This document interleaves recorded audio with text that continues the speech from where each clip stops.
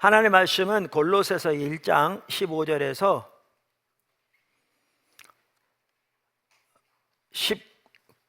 18절입니다. 그는 보이지 아니하는 하나님의 형상이시요 모든 피조물보다 먼저 나신 이시니 만물이 그에게 창조되되 하늘과 땅에서 보이는 것들과 보이지 않는 것들과 혹은 왕권들이나 주권들이나 통치자들이나 권세들이나 만물이 다 그로 말미암고 그를 위하여 창조되었고 또한 그가 만물보다 먼저 계시고 만물이 그 안에 함께 섰느니라. 그는 몸인 교회의 머리시라. 그가 근본이시요 죽은 자들 가운데서 먼저 나신 이시니 이는 친히 만물의 으뜸이 되려 하심이요. 아멘. 사실 오늘 설교 제가 준비 잘 못했어요. 왜냐하면 어제 하루 종일 몸 많이 아팠고요. 그래서 사무실에서 거의 누워 있었고 밤 내내 끙끙 앓았고 오늘 그렇다고 갑자기 스태프들에게 설교도 부탁할 수 없고 그래서 어떡하나 그랬는데 아침에 조금 움직일 수 있게 돼서 강단에 섰는데 제가 설교는 따로 준비할 수 없었어요. 그래서 오늘 사실 나누고자 했던 것은 성경적 세계관으로 무장돼야 한다라는 부분을 나누려고 했고 기본적인 윤곽은 돼 있어서 제가 좀 더 구체적으로 준비해서 하려고 했는데 도저히 준비할 수가 없었습니다. 그래서 제가 여기 연합 리더 명단도 살펴볼 정신적 겨를이 없었고요. 말씀드린 대로 그래서 오늘은 서구 문화와의 만남 이 부분은 사실 다음이나 그 다음에 살펴보려고 했는데 그 부분을 먼저 살펴보려고 합니다. 한편으로는 과거에 몇 차례 살펴봤던 내용이기 때문에 여러분들이 이해하는 데 더 도움이 될 줄로 믿고요. 지난주에 컨퍼런스 십자가 성령 컨퍼런스 영원함에서도 선교적 교회를 다뤘는데 제가 이렇게 힘있게 강하게는 못 전했어요. 또박또박 근데 하나님이 분명히 하나님의 길은 선명히 보이신 게 명확했어요. 그래서 하나님이 어떤 교회가 세워지기를 열망하시는지 우리가 교회가 어떻게 세워지기를 그리고 우리가 어떻게 신앙생활을 나가야 할지를 선명히 보이시는 그런 시간이었고요. 주변의 피드백을 저에게 전달해 온 바에 의하면 하나님께서 그 일을 하신 것 같아요. 그리고 몇 분들만 하더라도 선교회 리더들만 하더라도 제 책 그 선교적 교회 책들을 보고 정말 잘 정리해 주셔서 무엇보다 감사하다고 얘기할 만큼 하나님이 일하시는 건 분명한데 이게 쉬운 주제는 아니에요. 그래서 이렇게 살펴가면서도 부담은 됩니다. 여러 차례 나눈 것처럼 제가 성경 공부반을 따로 만들어서 하면 관심 있는 분들이 많이 오겠지만 우리 교회 전체 성도 중에 몇 프로나 오겠냐고요. 글쎄 내가 성도들을 무시한 건 아닌데 많이 와야 25% 오겠죠. 그러면 나머지 75%는 이 방면은 전혀 못 들을 거잖아요. 그러니까 어렵긴 하지만 최소한 성도들이 듣고 본인이 그렇게 안 사는 건 본인의 선택이지만 말씀은 분명히 전달돼야 돼서 주일날 이 부분을 나눌 수밖에 없는 그러한 상황인 거죠. 그래서 사실 그렇게 어려운 것도 아니에요. 집중력이 필요할 뿐이지. 그래서 살펴보려고 하는데요. 오늘은 서구 문화와의 선교적 만남을 살펴보면서 제가 이거를 또 핵심적인 부분을 따로 끄집어내서 집중적으로 나누는 것도 할 수 없었어요. 그래서 그냥 제가 원고를 읽어가려고 해요. 양해해 주시면 감사하겠습니다. 우리가 세상에 대해서 우리가 가져야 할 가장 기본적인 자세로 세상을 위하되 세상을 반대하는 삶을 살아야 한다라는 걸 살펴봤습니다. 그러니까 둘 중에 하나만 없어도 우리는 잘못 사는 것이다. 그러면 복음은 타협되고 복음의 능력은 소멸되는 것이죠. 그리고 그러려면 이제는 문화와의 선교적 만남이 필수다. 그리고 그렇게 문화와의 선교적 만남이 있으려면 문화적 충돌이 있을 수밖에 없다. 왜냐하면 모든 문화는 한국 문화를 포함해서 모든 문화는 그 뿌리에 종교적 신념을 가지고 있고 그 종교적 신념이 성경적 세계관과는 서로 충돌되기 때문에 문화적 충돌이 있을 수밖에 없다. 그래서 우리가 복음에 충실하게 하나님의 백성으로서 선교적 삶을 살려고 시도하면, 우리 삶의 현장에서, 직장에서, 사회에서, 사업처에서 시작하면 이 문화적 충돌은 불가피하게 있는 거죠. 가정도 마찬가지고. 그래서 그 부분을 지난주에 살펴봤고요. 오늘은 한편으로는 지난주에 바로 이어진 부분이기도 한데, 이제 서구 문화와의 선교적 만남을 살펴보려고 합니다. 서구 문화와의 선교적 만남을 살펴보려고 합니다. 왜냐하면 문화와의 선교적 만남 혹은 대면에서 가장 긴급하고 가장 절박한 것이 서구 문화와의 선교적 만남이기 때문에 그렇습니다. 서구 문화는 그 문화가 가는 곳마다 복음을 산화시키고 있습니다. 복음을 녹여버리고 있습니다. 오늘날 서구 문화와의 선교적 만남은 단순히 서구 유럽과 미국과 카나다 교회가 직면하고 있는 문제만이 아닙니다. 세계 경제화를 통해서 서구 문화가 대도시를 중심으로 전 세계로 급속도로 확산되고 있기 때문입니다. 경제 발전을 추구하는 나라마다 경제 발전뿐 아니라 서구 문화를 동시에 받아들여 매우 빠른 속도로 서구화되어 가고 있습니다. 우리나라 경우는 전혀 예외가 아닙니다. 그래서 우리가 지난 시간에 우리 문화의 밑바탕에는 유교 문화와 무속 신앙의 그 뿌리에 놓여 있다고 나눴잖아요. 그래서 무속 신앙의 핵심이 기복 신앙이다. 그래서 어느 정도 나이 든 분들은 어려서부터 다 이 문화권에서 태어나서 이 문화권에서 자라나고 이 문화에 가지고 있는 그 가치관을 마시고 그것을 호흡하고 그 안에서 자라났기 때문에 이게 아예 DNA 속에 박혀 있는 거죠. 그러다 보니까 좀 나이 든 성도들은 예수를 믿어도 성경을 보는 자체를 기복적으로 본다고요. 목회자들도 그렇고. 근데 그게 전혀 성경적이 아닌 거죠. 이 문화에서 나온 거죠. 그대로 따라가는 것은 우상숭배의 삶인 거죠. 버려야죠. 근데 요즘 젊은이들은 안 그렇거든요.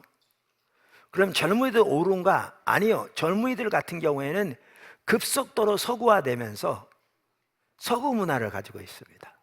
젊은이들 가고는. 그러다 보니까 젊은이들 가운데는 또한 그거 못지않아 더욱더 심각한 서구 문화의 종교적 신념을 따라 자기도 모르는 채 살아가고 있습니다. 이것이 아주 심각합니다. 심각합니다. 그걸 오늘 살펴보려고 하거든요.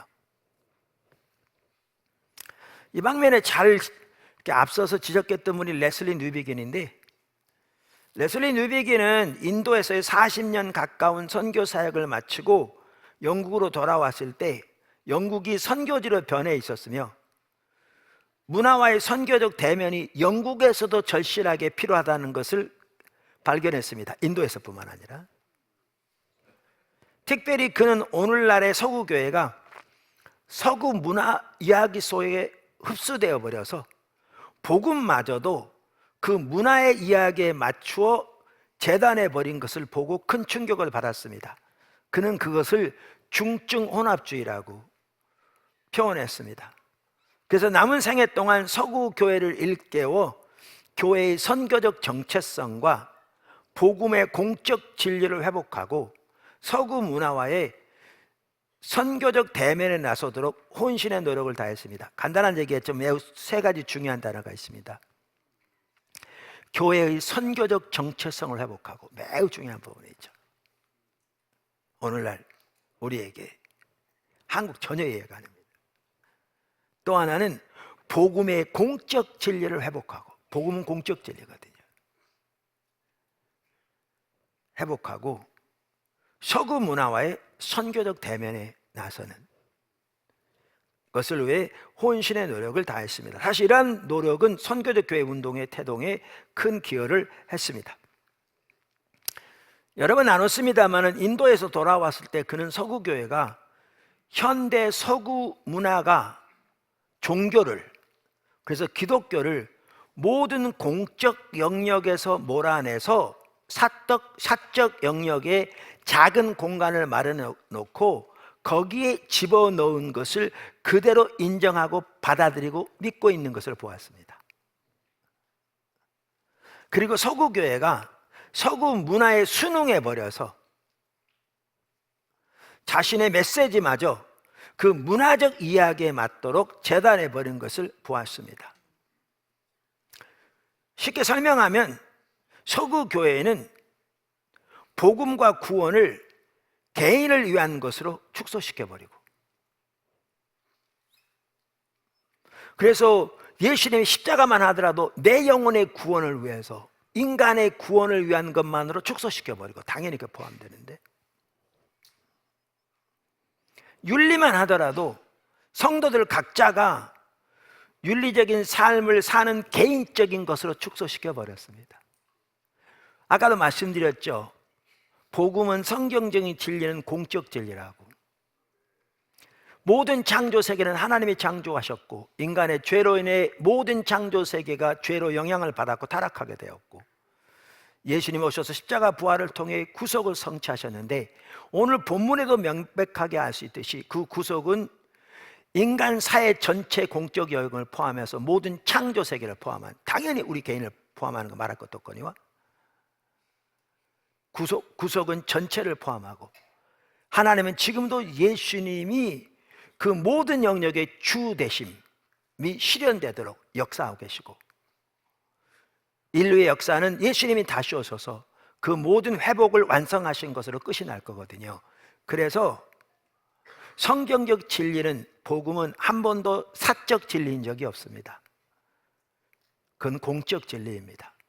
초대교회는 그 공적 진리를 인정하고, 그 당시 로마 시대에 로마 이야기를 받아들이는 것이 아니라 오히려 로마 이야기에 대항해서 예수님이 주님이시라고, 복음이 공적 진리인 것을 증거하면서 많은 핍박과 핍박을 당하고 감옥에 들어가기도 하고, 그러나 결국 하나님의 능력으로 그 사회 전체가 변화되는 소명을 감당했는데, 오늘날의 교회는 이 서구 문화의 이야기를 참된 것으로 그대로 받아들여서 그것에 순응해 버림으로써 윤리마저 그 각 개인이 개별적으로 사는 것으로 전락시켜 버린 거죠.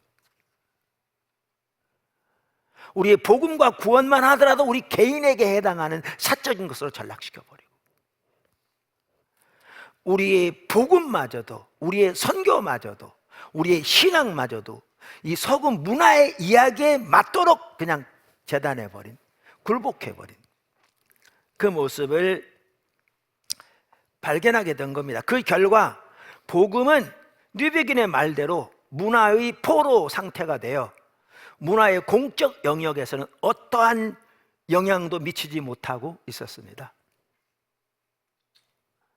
또한 교회가 이처럼 우리의 신앙을 사적인 것으로 받아들인 결과 성도들은 신앙생활을 자신들의 사적 영역에서 많은 경우에 교회와 관련된 일에서 하는 것으로 이해하고 있었고, 공적 영역의 모든 삶에서는 그 문화의 이야기를 따라 사는 것을 당연하게 여기고 있었습니다.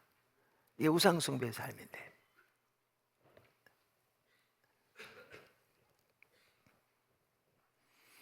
그러한 혼합주의는 우리의 신앙을 단순히 우리 개인의 유익과 만족을 위한 것으로 이해하는 신앙의 사유화에 크게 기여하고 있었습니다. 그래서 요즘은 이제 소비주의가 전 세계에 만연하면서 말씀드린 대로 이러한 영향들로 인해서 더욱더 오늘날은 수많은 사람들에게 우리의 신앙마저 소비재 중에 하나가 되어버린 거죠.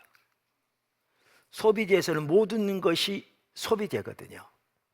자기 유익과 만족을 위한 소비재. 그래서 우리의 신앙마저도 자기 유익과 만족을 위한 소비재에 불과한 것이고, 그러니까 예배만 하더라도 구태여 집에서건 교회에서건 자기 필요한 것을 공급받으면 되는, 마음이 꿀꿀할 때 위안받고 어려운 일 당할 때 도움받고 그러면 되는 것으로 전락해버렸죠. 문제는 뭐냐? 교회의 선교적 정체성, 하나님이 우리를 구속하신 정체성과 역할 완전히 망각해버린 거죠. 완전히 망각해버린 거죠. 근데 이러한 영향 가운데 살아가다 보니까 이러한 영향 가운데서 문화 가운데서 자라나고 그 문화 가운데 살아가다 보니까 이게 옳은 걸로 알고 있는 거죠. 이게 당연한 걸로 알고 있는 거죠. 전혀 성경적이 아닌데.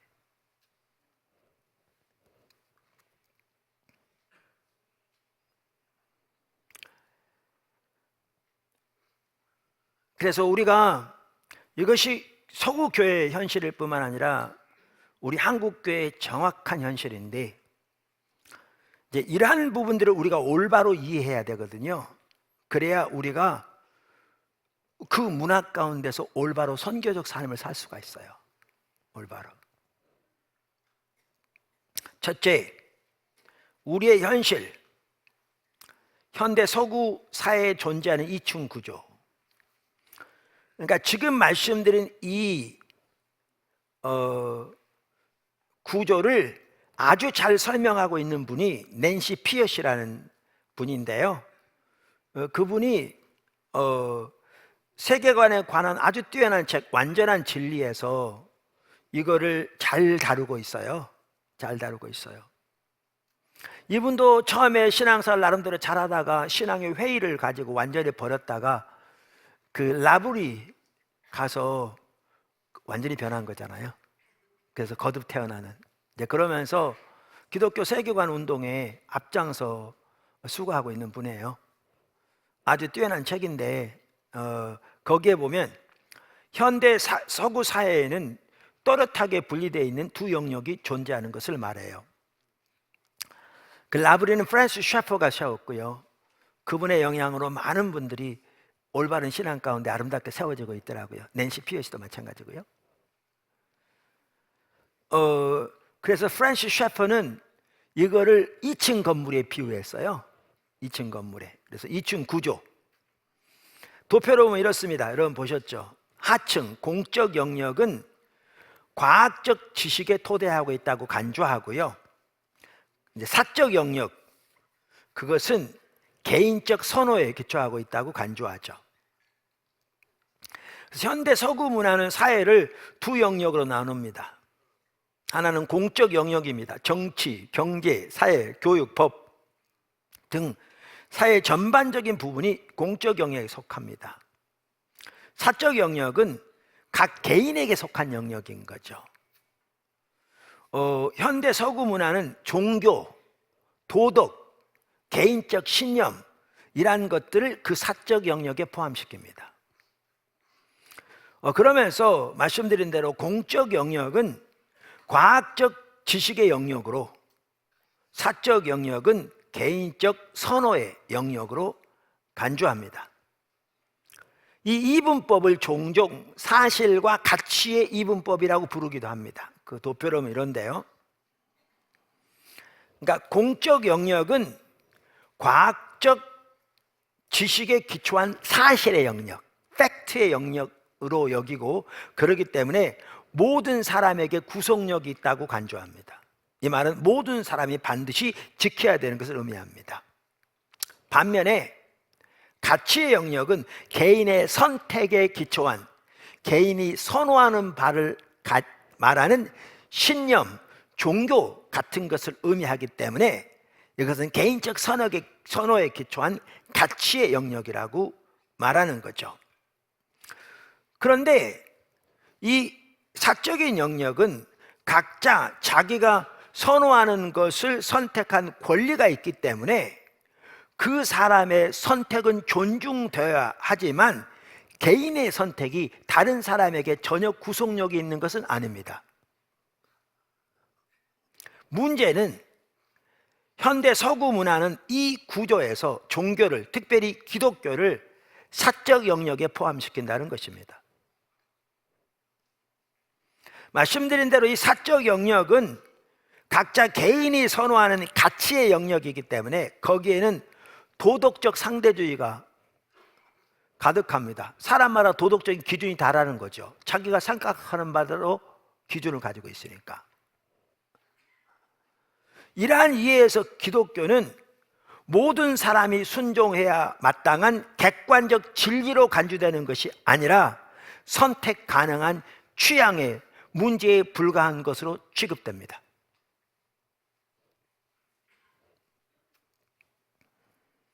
오늘날 현대 서구 문화의 밑바탕에 깔려있는 이러한 분리 현상을 인식하는 것이 왜 중요한 줄 아십니까? 이것이 바로 오늘날 성경적 관점이 공적 영역에서 합법성을 갖지 못하도록 공격하는 가장 강력한 무기이기 때문에 그렇습니다. 여러분, 국회의원 선거 우리나라 곧 다가오죠. 국회의원들 중에 또 예수님을 믿는다고 하는 사람들은 교회 와서 자기가 집사고 장로교 뭐 그렇다고 또 얘기할 겁니다. 간증하기도 하고. 많은 경우 펄을 얻기 위해서 그런 거죠. 또 안 믿는 사람들마저도 어느 정도 센스가 있으니까 기독교를 공적으로 공격하거나 거짓된 것이라고 말하지 않을 겁니다. 그랬다가는 기독교인들로부터 몰매를 맞을 것이고 자기 표에 큰 문제가 생길 것이니까. 그들은 기독교를 존중한다고 말할 수 있습니다. 문제는 뭐냐 하면 그들이 기독교를 존중한다고 좋은 종교라고 말할 수 있을지 모르지만 기독교를 가치의 영역, 사적인 영역에 집어넣음으로써 진실과 거짓의 영역에서는 아예 빼버린다는 것입니다. 참과 거짓의 영역에서 아예 배제시켜버리는 거죠. 그러면서 그들은 기독교가 정치, 경제, 사회, 교육, 의료, 법 등 공적 영역과는 아무런 상관이 없다고 주장합니다. 그렇게 함으로써 모든 공적 영역에서 기독교를 실질적으로 배제해버립니다. 근데 심각한 것은 예수 믿는 사람들도 그렇게 살아갑니다. 우리나라 국회의원 중에 어떨 때는 40%가 기독교인이라고 합니다. 통계적으로 볼 때. 지금도 거의 비슷할 겁니다. 그래서 선거가 다가오면 교회 와서 간증할지 몰라도 그들이 국회에서 살아가는 방식은 지금 말씀드린 것처럼 안 믿는 사람과 동일한 이해를 가지고 살아갑니다. 그러니까 파편화되어 있는 거죠, 신앙이. 교회에 사는 신앙생활과 사회에 살아가는 삶의 방식이 서로 다른 겁니다. 다른 기준을 따라 사는 겁니다. 교회에서는 성경 이야기를 따라 산다고 말할지 몰라도 사회에서는 주변 문화의 이야기를 따라 살아갑니다. 세속적인 세상의 이야기를 따라 살아갑니다. 이게 우상숭배인데. 왜? 이 이분법이 그렇게 만들어버린 거죠. 만들어버린 거죠. 더 나아가 낸시 피어시 여사는 이러한 이분법적 사고가 우리 기독교인들과 세상과의 대화에도 큰 장애가 있다는 사실을 잘 지적합니다. 무슨 말이냐면 우리가 아무리 과학적 사실을 얘기해도 세상은 그것을 종교적으로 받아들인다는 거죠. 쉽게 표현하면. 좀 얘기가 긴데 간단히 줄여서 한 부분만 나눠보겠습니다. 나중에 책을 보시면 얘기가 다 나오니까요. 낸시 피어시 이렇게 이야기합니다. 우리는 우주에는 누군가에 의한 지적 설계를 지지하는 과학적인 증거가 있다고 말할 때, 여러분 지금 우주 과학이 점점 발달하면서 과학적으로 증명된 사실 중에 하나가 뭔 줄 아십니까? 우주가 우연히 생기는 것은 수학적으로 불가능하다는 것입니다.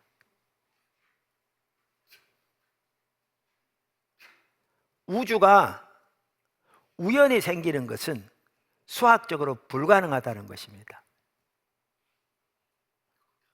이건 약간 다른 얘기일지 모르지만요, 지금 전 세계가 그토록 힘을 합해서 연구하고, 이번엔 마이크로소프트 같은 회사에서 대규모로 돈을 투자해서 연구에 나서는 이런 개별 기업들도 중에 하나가 뭔 줄 아시죠? 핵융합 발전입니다.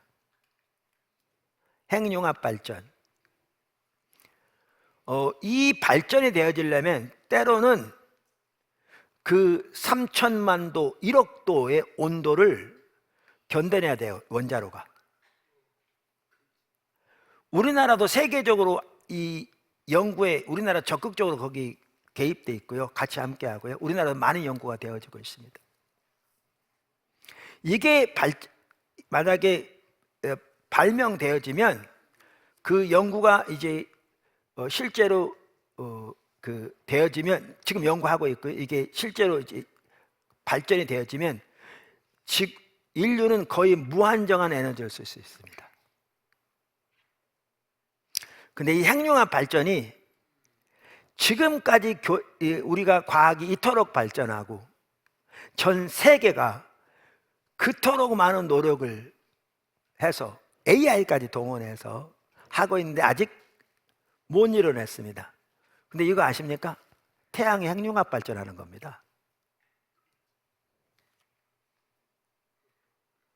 사람들은 공중에 떠 있는 먼지가 우연히 앞에 서서 핵융합 발전한다고 그러는데 말이라 될 법한 얘기입니까? 오늘같이 그렇게 발달된 과학으로도 아직 못 만들어내고 있는데.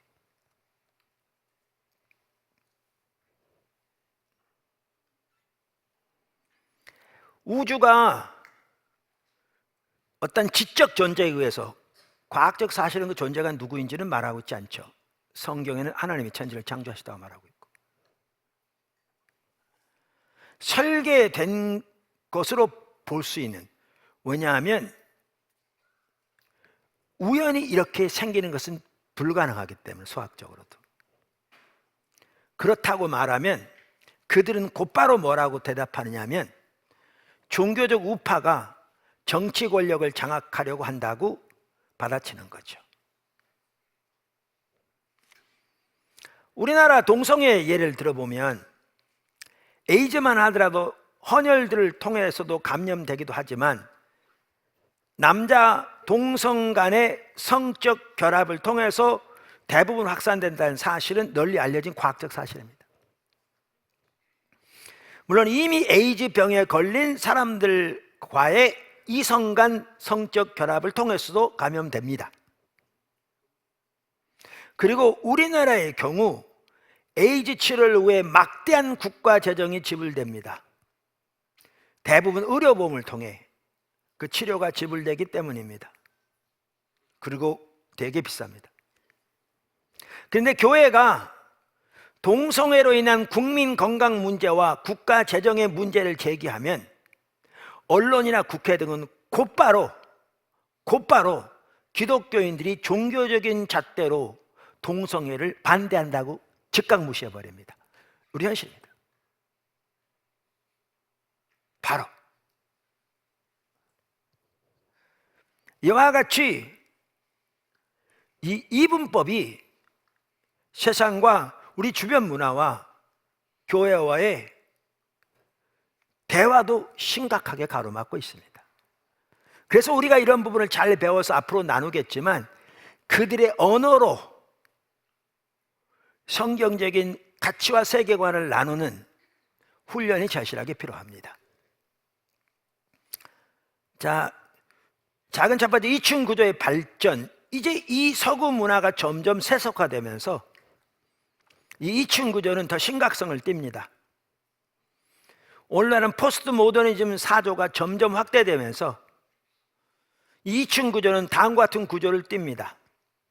낸시 피어스 여사가 이것을 다음과 잘 표현하는데요. 아래층 공적 영역에는 아직도 모더니즘이 자리 잡고 있습니다. 모더니즘은 객관적으로 보편적으로 타당한 진리라는 주장을 전제합니다. 상층부에는 사적인 영역에는 포스트 모더니즘이 자리 잡고 있습니다. 포스트 모더니즘은 주관적 특정 집단에 관련된 것입니다. 여러분 지난번에 어떤 학자가 얘기한 거 들어보셨죠? 아직까지는 포스트 모더니즘이 사적 영역에 남아있지만 많은 공적 영역까지 침투하고 있고요, 아주 정교하게 세련되게 무장되어서 대학 같은 경우에는 거의 모든 과목을 다 포스트 모더니즘이 잠수하기 시작했다, 다 삼키기 시작했다고 표현할 정도입니다.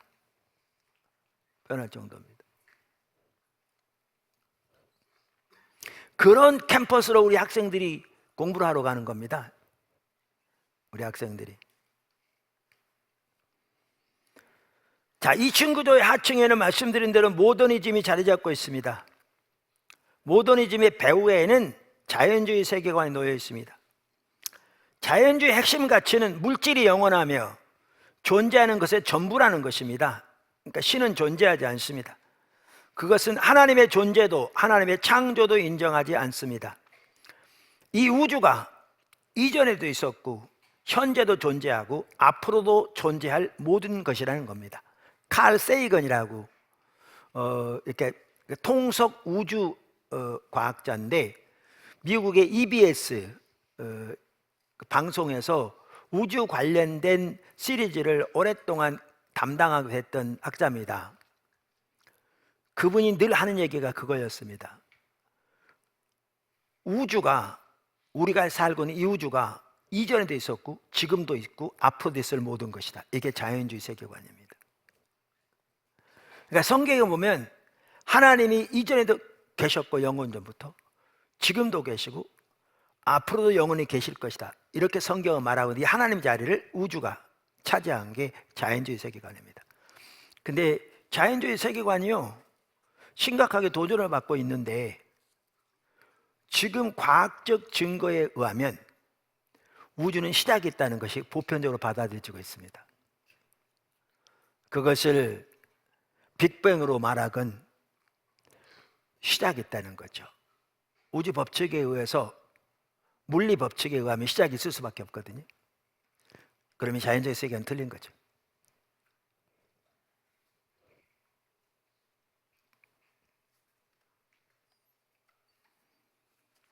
그러니까 이러한 세계관을 가지고 있으니까 거기에서는 하나님의 존재 자체 아예 배제해 버립니다. 마침내 하나님의 창조도 하나님의 존재도 아예 배제시켜 버리죠. 이게 현대 서구 문화의 공적 영역의 밑바탕에 있는 세계관이 가지고 있는 이해입니다. 그 사실 아셔야 합니다, 여러분. 상층에는 포스트 모더니즘이 자리 잡고 있습니다. 포스트 모더니즘에서는 어떠한 객관적인 진리도 존재하지 않습니다.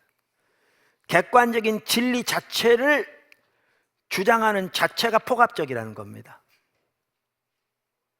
미국 흑인, 여자들, 남자들, 동성애자들 등 어떤 집단이건 그 집단의 고유한 관점만 있을 따름입니다. 포스트 모더니즘은 그래서 모든 관점, 모든 생활 양식, 모든 신념과 행동이 동일한 가치를 지니고 있다고 봅니다. 그래서 상층부의 한 핵심은, 특징은 도덕적 상대주의입니다. 기독교건 동성애자들의 관점과 생활 방식이건, 심지어 AI를 자기들의 신으로 믿는 사람들의 관점이건, 자신들이 가지고 있는 고유한 관점이 자기들에게는 옳은 거라는 겁니다.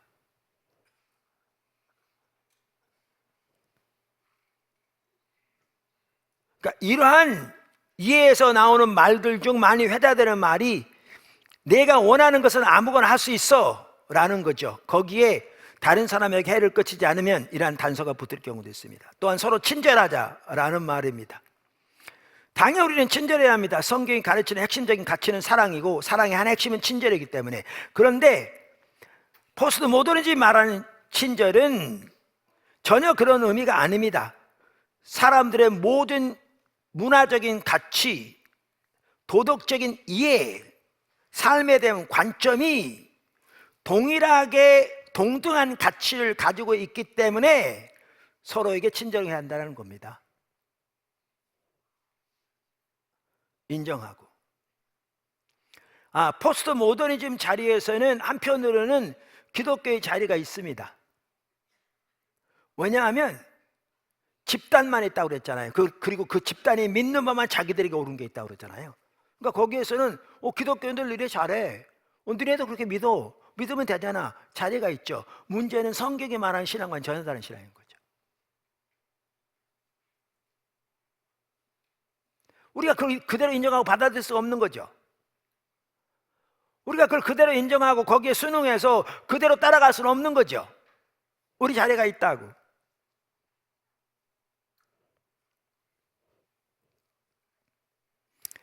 이와 같이 오늘날 교회가 처해 있는 상황은 매우 심각한 상황입니다. 한국교회 전혀 이해가 안 됩니다.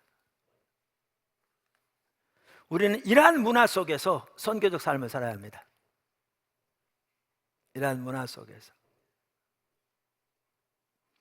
제가 일부 예배를 마치고 기도하는데 하나님 그런 마음을 주시더라고요. 우리가 일부분을 살펴보면 우리가 살고 있는 이 시대가 얼마나 큰 장벽과 같이 느껴지는지 그럴 수 있어요. 마치 가나안 땅을 정탐하러 갔던 정탐꾼들이 느꼈던 것처럼. 근데 그때 10명의 정탐꾼들은 전혀 하나님을 의식하지 못하고 하나님을 신뢰하지 않는 가운데 인간적인 관점에서 보니까 그 원수들은 자기들이 도저히 극복할 수 없는 그러한 큰 힘을 가진 원수들이어서 좌절하고 실망하고 낙심하고 불평하면서 그 영향력이 전체를 퍼져 이스라엘 백성 전체가 하나님께로부터 이렇게 쉽게 말하면 버림받는데 기여한 자들이잖아요. 그런데 그래서 어른 세대는 여호수아 갈렙을 빼놓고는 다 광야에 죽었거든요. 근데 동일한 정탐꾼으로 갔었지만 여호수아 갈렙은 전혀 다른 각도에서 보았죠. 하나님의 능력을 신뢰하고 하나님을 의지하는 가운데 하나님의 관점에서 보니까 저도 우리 밥이라 우리 이 시대를 보는 우리의 눈도 정탐꾼들처럼 올바른 정탐꾼들처럼 여호수아 갈렙처럼 그러한 이해와 관점으로 이 시대를 볼 수 있어야 될 줄로 믿습니다. 그래야 올바른 선교적 삶을 살 수가 있어요. 할렐루야. 큰 두 번째, 현대 서구 문화의 심각한 두 가지 결과. 현대 서구 문화의 심각한 두 가지 결과. 레슬리 뉴비기는 서구 문화와의 선교적 대면의 긴급성을 지적합니다. 그가 보기에 서구 문화가 역사상 가장 강력하고 오늘날 세상에 가장 널리 퍼져 있는 문화 중에 하나라는 겁니다. 한국 문화도 있고요, 중국 문화도 있고요, 인도 문화도 있고, 힌두교 문화도 있고, 불교 문화도 있습니다. 근데 세상의 어떤 문화보다 가장 널리 퍼져 있으면서 가장 강력한 힘을 발휘하고 있는 문화는 현대 서구 문화입니다. 오늘날. 그런데 그 현대 서구 문화는 오늘날 복음의 가장 위협적인 적으로 활동하고 있습니다. 복음의 가장 위협적인 적으로 활동하고 있습니다. 월터 리프만이라는 사람이 현대성의 산성할 때 산입니다 라는 은유를 자주 쓰는데, 현대 서구 문화는 산처럼 그 문화가 침투하는 모든 곳에서 기독교 신앙을 해체시키는데 강력한 힘을 발휘하고 있다는 것이 입증되고 있습니다. 선교 그래픽을 보더라도요, 불과 100년 전만 하던 세계 선교 대부분은 서구교회가 담당했습니다. 지금은 제3세계 흔히 그렇게 표현하는 에서 파송된 선교사들의 수가 훨씬 많습니다. 남미, 아프리카, 동남아시아 등 이런 나라들 교회가 매우 빠른 속도로 확산되고 있는 반면에 서구교회에서는 교회가 심각하게 침체되어 가고 있습니다. 더 심각하게 침체되고 있습니다. 근데 서구교회뿐만 아니라 우리 한국 등 아까도 말씀드린 대로 그리고 제3세계 지역에서도 대도시를 중심으로 서구화된 지역은 동일한 일들이 일어나고 있습니다. 그렇게 되는데 중요한 원인 중에 하나가 뭐냐? 이 현대성의 산 때문에 그렇습니다. 현대 서구 문화가 복음을 녹여버리고 있는 거죠. 복음을 녹여버리고 있는 거죠. 그러면서 낸시 피어시는 서구 문화의 영향으로 나타난 심각한 결과 중 핵심적인 두 가지를 들고 있는데, 하나는 우리의 자녀들을 잃어버리고 있다는 것입니다. 교회가 다음 세대를 잃어버리고 있다는 것입니다. 현대 서구 문화의 영향으로 나타나는 심각한 결과 중 하나는 교회가 다음 세대를 잃어버리는 것입니다. 이것은 서구 문화가 가는 곳마다 나타나는 현상입니다. 우리나라 경우도 마찬가지라고 생각합니다. 우리나라의 다음 세대가 심각한 수준으로 교회를 떠나고 있는 사실은 다 아는 사실입니다. 제가 여기서 통계 이런 부분 더 이상 말할 필요 없습니다. 말하는 자체가 진부할 정도로 지금은 너무나 잘 알려져 있습니다. 무엇이 원인일까요? 왜 그렇게 됐을까요? 저출산 문제가 당연히 그 한 몫을 하고 있을 겁니다. 그러나 여러 통계에 의하면 저출산의 비율보다 교회를 떠나는 세대의 비율이 훨씬 더 높습니다. 저는 그 원인 중에 하나로 호세아 4장 6절을 듭니다. 내 백성이 지식이 없으므로 망하는도다. 내가 지식을 버렸으니 나도 너를 버려 내 제사장이 되지 못하게 할 것이요, 내가 내 하나님의 율법을 잊었으니 나도 내 자녀들을 잊어버리리라. 어른 세대가 호세아 이사야 시대처럼 하나님을 떠났습니다. 종교적인 의식들은 나름대로 남아있을지 모르지만 그들은 하나님과의 친밀한 교제에 떠났고 하나님의 목적에는 관심조차 없습니다. 그들은 신앙 자체를 몇 가지 종교적인 의식들을 하는 것으로 전락시켜 버렸고, 하나님은 그들의 삶에서 그들의 세상적인 목적을 위한 수단으로 전락해 버렸습니다. 그들은 하나님의 뜻과 길에 대해서 관심조차 없는 채 철저하게 하나님의 길을 따라, 하나님의 길을 떠나 세상의 방법대로 살고 있습니다. 그만큼 심각하게 그들은 하나님을 버렸음에도 불구하고 그들은 나름대로 종교적인 의식들을 여전히 하고 있기 때문에 자신들이 하나님을 버렸다는 사실조차 모르고 있습니다. 그들이 그렇게 하나님을 떠난 결과 하나님의 임재와 하나님의 실제적인 역사, 즉 하나님의 생명이 하나님의 백성들과 교회의 삶에서 철저하게 거쳤습니다. 더 이상 나타나지 않습니다. 그저 성경적인 이론과 종교적인 프로그램만 남아있는 경우가 많습니다. 그런 상황에서 부모들은 자녀들에게 하나님과 동행하는 삶의 실제적인 열매들은 전혀 보여주지 못한 채 그들에게 종교적인 의식들을 강요하는 데 급급합니다. 자녀들이 보기에 부모들의 행동과 삶의 목표와 방식과 내리는 결정은 철저하게 세속적입니다. 또한 부모들은 자녀들을 어려서부터 철저하게 하나님의 길로 양육하지 못하고 세상의 조류에 그들을 그저 내팽개치면서 세상의 조류를 따라 그들이 그저 좋은 대학에 가는 데에만 온갖 힘을 기울입니다. 오늘날 우리의 자녀들이 하나님을 떠나는 것은 너무나 당연한 일입니다. 이게 한국교회입니다. 사람들이 그걸 못 보는 것 같더라고요.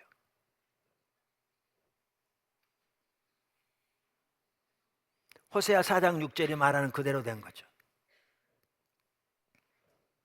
그런데 거기다가 덧붙여서 더는 우리나라에도 매우 널리 퍼져 있는 현대 서구 문화의 영향 또한 우리 자녀들이 신앙을 떠나는 큰 원인 중에 하나라고 믿습니다.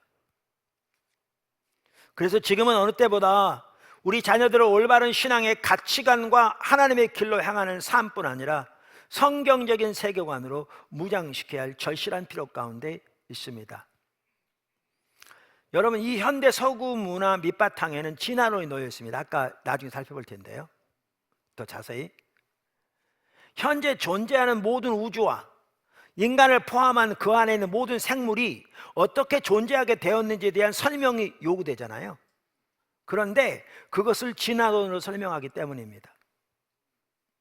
현대 서구 문화는 그것을 과학에 기초한 사실, 팩트로 전제합니다. 그래서 그것은, 진화론은 모든 사람에게 구속력이 있는 것으로 받아들여지고, 아까 도표해본 것처럼, 그래서 모든 공교육에서, 심지어 유치원에서부터 과학적인 사실로서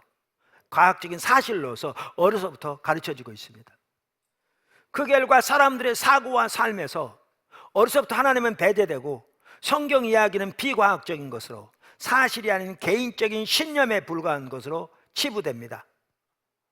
인간의 삶에 해석적, 인지적 역할을 수행할 수 있는 하나님은 더 이상 존재하지 않습니다. 도덕적 기준도 더 이상 존재하지 않습니다. 하나님이 계시지 않으면 도덕적 기준이 있을 수 없거든요. 사람마다 자기 기준이 다르니까요.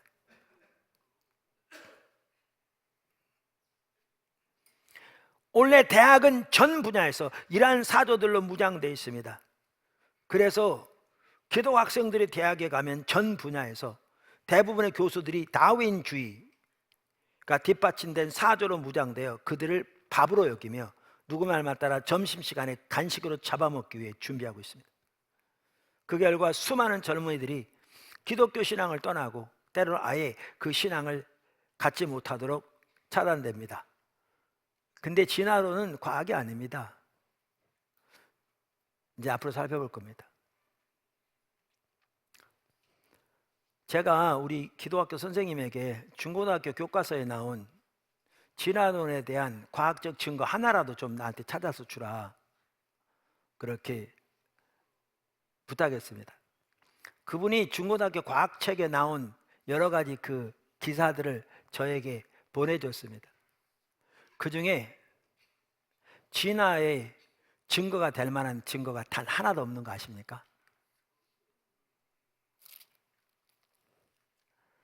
지금 여러분 안 믿는 분위기입니다. 왜 안 믿는 분위기인 줄 아십니까? 여러분 어려서부터 다르게 교육을 받고 자라났기 때문에 그렇습니다.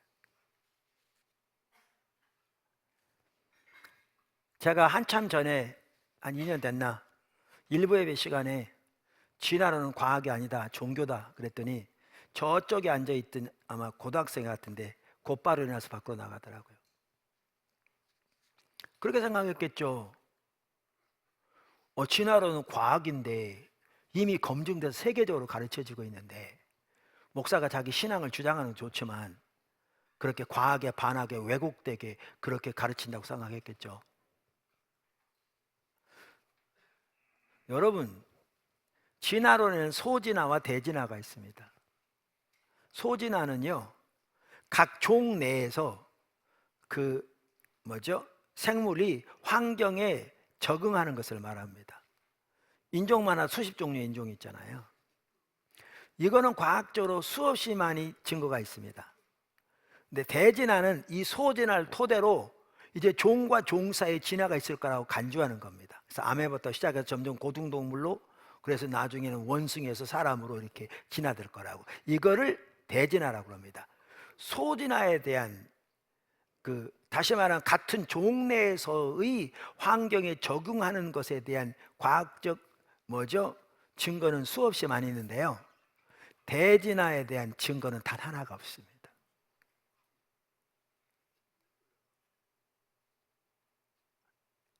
단 하나가 없습니다. 대진화에 대한 매우 중요한 증거 중에 하나가 될 수 있는 게 뭐냐면, 이게 오랜 시간 거쳐서 된다 그러니까 증거가 될 수 있는 게 뭐냐면 화석입니다. 화석은 중간종, 이 종에서 이 종으로 변해가는 중간이 있을 거잖아요. 오늘 갑자기 된 거 아니니까 그 중간종이 있어야 되잖아요. 진화론을 주장하는 사람들이 그토록 많은 노력과 열심을 거쳐서 그 화석들을 다 조사했는데요, 중간종의 화석은 여태까지 단 하나가 발견되지 않았습니다.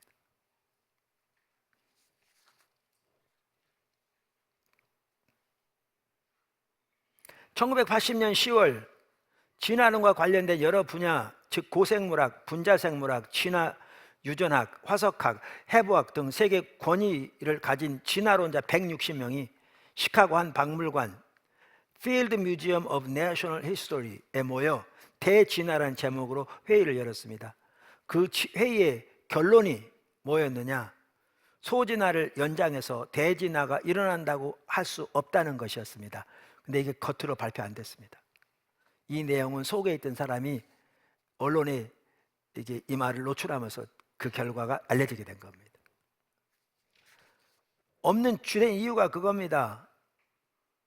그 결론에 이르는 게 크게 두 가지인데, 하나는 놀라운 자연과학의 발전이고 특별히 DNA의 발전, 설계도들이 만들어집니다. 근데 설계도는 완전히 다른 설계도입니다. 침팬지와 인간은 설계도가 다릅니다. 근본적으로. 또 다른 하나는 화석 자료가 중간종을 전혀 보여주지 못한다는 사실이었습니다. 제가 이 얘기했더니 어떤 목사님 딸은 요즘 대학에서는 소지나 돼지나 간주하는 거 당연히 옳지 않은 걸로 다 받아들여요 그러던데, 그런 데도 있나 봐요. 진화론에 대한 어떠한 과학적 증거도 없습니다. 그건 신앙입니다. 신념입니다. 지금 있는 사물을 설명해야 되는데 하나님은 믿지 않으니까 그 자리를 진화론의 이론으로 채워넣고 있는 겁니다.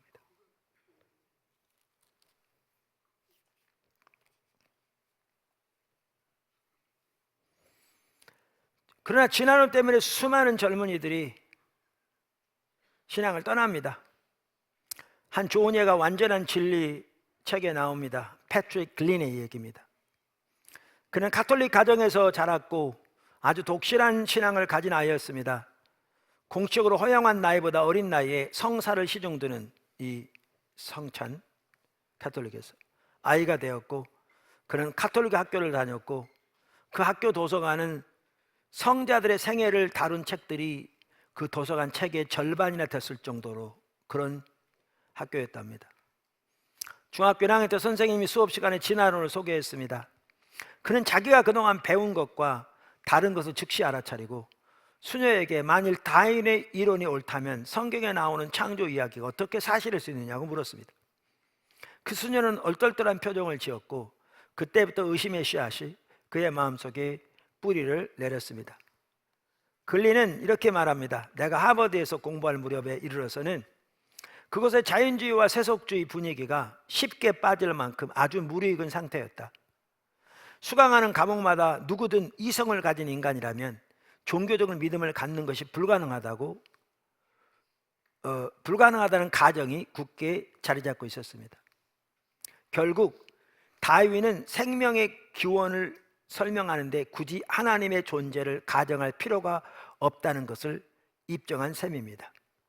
만일 자연적 원인이 자율적으로 작동하여 만물을 생산할 능력이 있다면 창조자가 할 일은 전혀 없게 된다는 것이 자명한 결론이었습니다.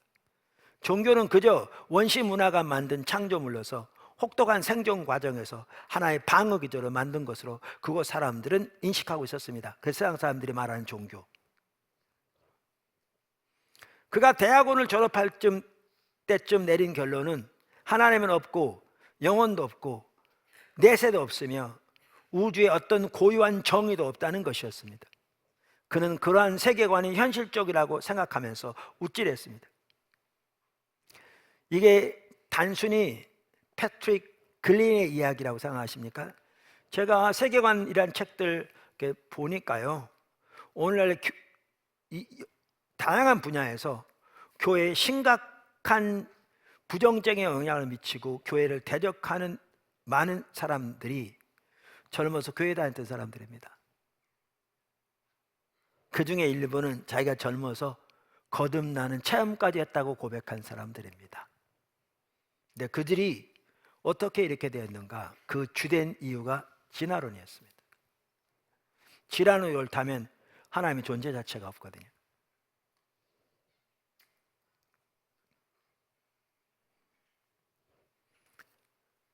그런데 그들이 신앙을 버리고 그렇게 된 핵심 중 하나가 말씀드린 진화론 때문이었습니다. 다행히 패트릭 글렌의 경우에는 해피엔딩으로 이야기가 끝납니다. 학교를 졸업하고 20년이라는 세월이 흐른 후 그는 삶에서 개인적인 위기를 겪습니다. 그는 그때까지 확신하고 있던 이성주의와 자연주의에 대해 의문을 품기 시작했습니다. 그리고 찾기 시작했습니다. 그는 마침내 그에게 하나님의 존재를 되찾아준 여러 갈래의 논증을 열거하고 있는데 거기에는 물리적 우주에 나타난 설계를 가리키는 놀라운 증거들도 포함되어 있습니다. 아까 말씀드린 대로. 그리고 그는 하나님 그 증거라는 책을 썼습니다.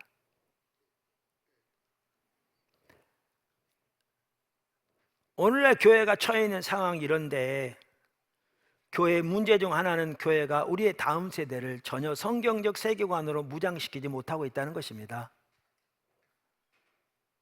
그저 예배 시간마저도 그들의 입시 시험에 맞추어 줄여서 형식적인 몇 가지 프로그램만 하고 있는 것이 너무나 많은 경우의 한국교회 모습입니다.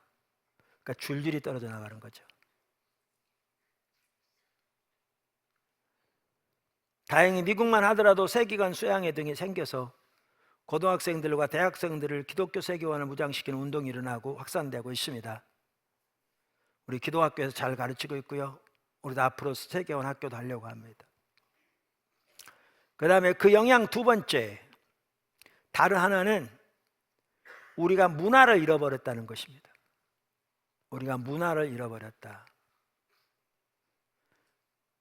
서구 현대 문화는 기독교를 모든 공적인 영역에서 퇴출시켜 사적인 영역에 가두었습니다. 그 말은 모든 공적인 영역은 다른 이야기와 세계관의 토대 위에 세워진다는 것을 의미합니다. 아까 말한 대로 자연주의 세계관, 한 예를 들면 이건 전혀 다른 세계관이거든요. 이건 반기독교적인 세계관이에요. 복음과 양립할 수 없는 종교적 믿음이라고요. 과학이 아니고 세계관이라고요. 가치관, 전혀 과학이 아닌 신화론도 마찬가지고. 그런데 교회는 그동안 그것을 인정하고 받아들였습니다. 심지어 자신의 복음까지 그것에 맞추어 새롭게 재단해 버렸습니다. 그 결과 나타난 것이 교회가 문화를 잃어버린 거죠. 공적 영역을 잃어버린 거죠. 공적 영역 전체를 잃어버린 겁니다. 세상적인 사조에 내어 맡겨버린 거죠. 그리고 심지어 기독교인들마저도 그 공적 영역에서는 그 세상 사조를 따라 살아가는 거죠. 파편화된 삶, 우상숭배의 삶. 찰스 콜슨과 낸시 피어스가 공조한 세계관에 대한 또 하나의 좋은 책이 그리스도인 이제 어떻게 살 것인가라는 책인데요, 요단에서 나왔습니다. 거기에 보면 이런 얘기가 나옵니다. 미국에서 1952년 그 당시 대법관이었던 윌리엄 더글라스가 우리는 헌법상 절대자를 전제하고 있는 종교적인 국민이다라고 말했을 때 아무런 반향도 일으키지 않았습니다. 그것은 그 당시 대부분의 미국인들이 믿던 말을 반영한 것이었기 때문입니다. 그런데 불과 40년이 지난 1996년 그 당시 미국 대법관 안토닌 스칼리아가 한 사람의 기독교인으로서 자기는 기적과 예수님의 부활을 믿는다고 연설하자 법원 주변 인사들, 신문 칼럼니스트들, TV 좌담회 등 온 나라가 분개하고 난리가 났습니다. 법에다 종교를 드러났다는 것입니다. 어떻게 미국이 이렇게 되어버렸습니까? 불과 40년 만에. 서구 유럽은 중세를 거쳐오면서 소위 기독교 국가들이라고 불리는 국가들이었습니다. 미국도 신생국가지만 비슷한 상황이었습니다. 그런데 서구 문화의 영향으로, 모더니즘의 영향으로 복음이 사회의 모든 공적 영역에서 퇴출되고 모든 공적 영역은 다른 이야기의 토대 위에 세워짐으로써 서구 사회는 급속도로 세속화되고 교회는 문화를 잃어버린 결과를 가져왔습니다. 우리나라의 경우에는 서구 유럽이나 미국 교회와는 문화적으로 다르게 출발했습니다. 교회가 급속도로 성장하면서 어느 정도 사회에 선한 영향력을 끼친 때도 있었습니다. 그러나 교회가 침체되고 서구 문화의 영향을 강하게 받으면서 우리나라도 현재 서구 사회와 비슷한 상황 가운데 처해 있습니다. 사실 서구 사회가 다른 나라도 마찬가지지만 급속도로 세속화된 데는 대학의 영향이 컸습니다. 대학의 영향. 미국의 경우에도 마찬가지였습니다. 미국이 40년 만에 어떻게 그렇게 바뀔 수 있느냐고 의아해할 수 있습니다. 찰스 콜슨은 그것에 대해 대학의 영향을 듭니다. 그에 의하면 1960년대 젊은이들의 대학 진학률이 급격히 상승하면서 일부 지식 엘리트만의 태도였던 것이 동전 찍어내듯 흔하게 되었다는 것입니다. 그 당시 포스트 모더니즘의 선교사격인 실존주의 철학이 캠퍼스를 휩쓸면서 이에 심취한 젊은이들은 인생은 부조리하고 의미 없으며 개개인이 자신의 선택에 의해 자신만의 의미를 만들어내야 한다고 목소리 높였습니다. 선택이란 말이 궁극적인 가치로 격상되면서 어떤 행동을 정당화하는 유일한 근거가 되었습니다. 내가 선택했기 때문에 내게 맞다는 거죠. 사사시대에 각자 자기 소견대로 행했다 그러는데 그대로 된 겁니다. 그리고 그게 정당화된 것으로 인정된 겁니다. 사회 전체, 지금은 세계 전체.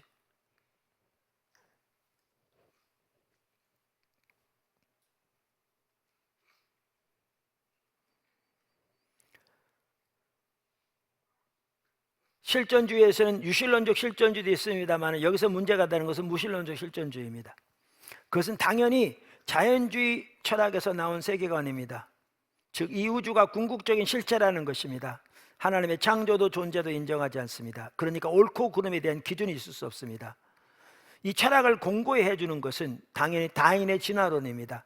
실존주의 철학에서는 간단히 말하면 모든 개인을 홀로 내던져진 자율적인 자아, 즉 자기 스스로 움직여지는 자아로 봅니다. 모든 것의 근원 되시는 인격적인 창조주 하나님이 배제되었기 때문에 무엇이 옳은지 무엇이 그른지에 대한 기준이 더 이상 존재하지 않습니다. 인생의 목적이나 의미도 존재할 수 없습니다. 그래서 사람들은 각자 자기 스스로 선택을 함으로써 자신의 목적을 창조해야만 한다는 것입니다. 실존주의는 진정한 개인이 되기 위해서는 외부의 모든 권위에서 자신을 해방시켜야 하고 자기 자신의 선택을 해야 한다고 주장합니다. 이게 포스트 모더니즘에 연결됩니다.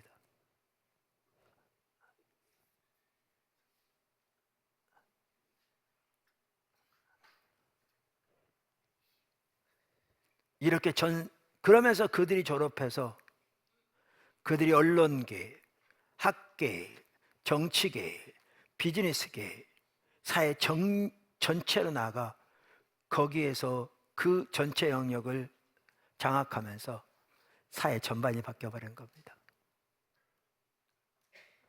그리고 그 가치관이 전 세계로 확대되고 있습니다. 우리나라 똑같습니다.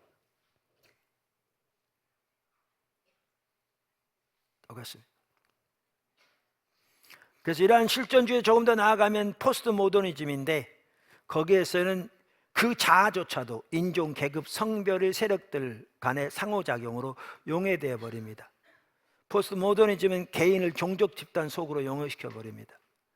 포스트 모더니즘에서 객관적이고 보편적인 진리는 더 이상 존재하지 않습니다. 진리가 완전히 죽은 것입니다. 각 집단들이 옳다고 믿는 것만 그들에게 옳을 뿐입니다. 이게 이 시대입니다. 반면에 우리 그리스도인들은 문화 전체를 구속하고 세상을 변화시키도록 부름을 받았습니다. 이 사회에서 사는데 우리나라도 점점 더 그렇게 돼가고 있는데 우리는 이 사회에서 우리가 올바른 선교적 삶을 살려면 성경적인 세계관으로 무장돼야 가능할 뿐만 아니라 더 나아가 하나님이 우리를 향한 부르심은 이 모든 영역, 그것이 정치건 경제건 법이건 모든 영역을 하나님의 올바른 전체적인 진리 위에 세워감으로써 그 문화를 구속하라는 것입니다. 그래야 거기에 샬롬이 있을 것입니다. 하나님의 평강. 모더니즘의 핵심이 진보거든요. 가치 중에 하나가.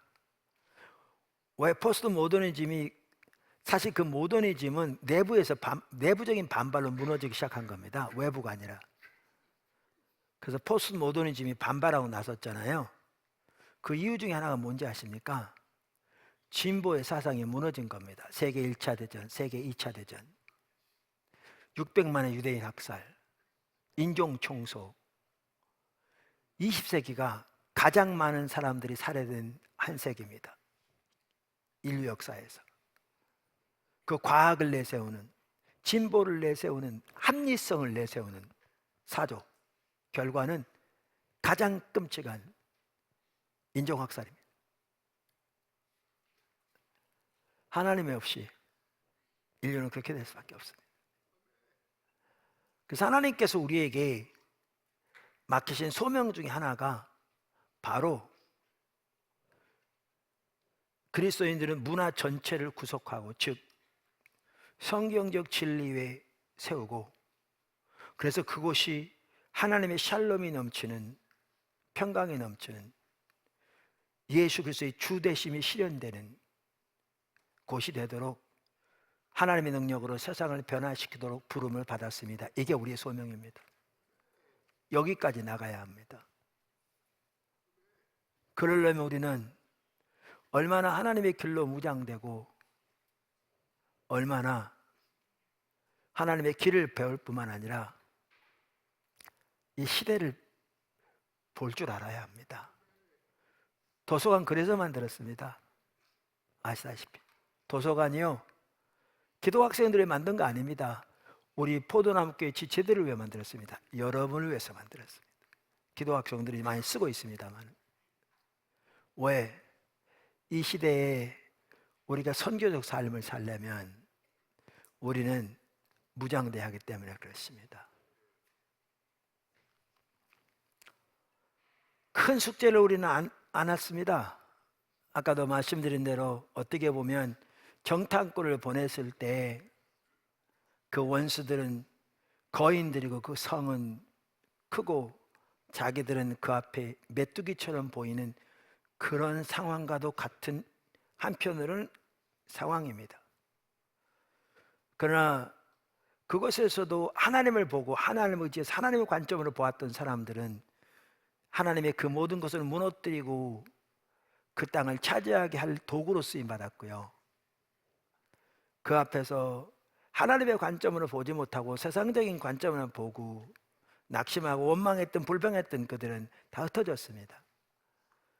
이 시대가 그렇게 초롱성처럼 있을지 몰라도 우리는 하나님을 의지해서, 그래서 성경적인 무장으로 성경 세계관을 무장되어주고 뿐만 아니라 십자가 부활의 능력을 날마다 경험하면서 하나님의 관점으로서 하나님의 관점의 세상을 바라보고 하나님의 인도를 따라 신실하게 섬기면서 하나님의 능력을 의지해서 이 사회를 하나님께서 하나님의 능력을 우리를 통해서 변화시키는 그 일로 쓰임받도록 우리를 부르고 계시는 겁니다. 초대교회는 더 열악한 상황이었는데 그들은 능히 해냈습니다. 하나님의 능력으로. 그래서 올해에는 우리 모두가 다 선교사로 삶을 살아야 한다, 아직 안 했다면 그렇게 살기 시작해야 한다 라고 말하고 있는데, 그렇게 이 시대에 여러분 모두가 하나님 앞에서 자라나서 하나님 앞에 쓰임받는, 동행하는 복된 삶이 되시기를 주님의 이름으로 축원합니다. 아멘. 감사합니다. 기도하고 성찬식 하겠습니다. 성찬인들 앞으로 나오시죠.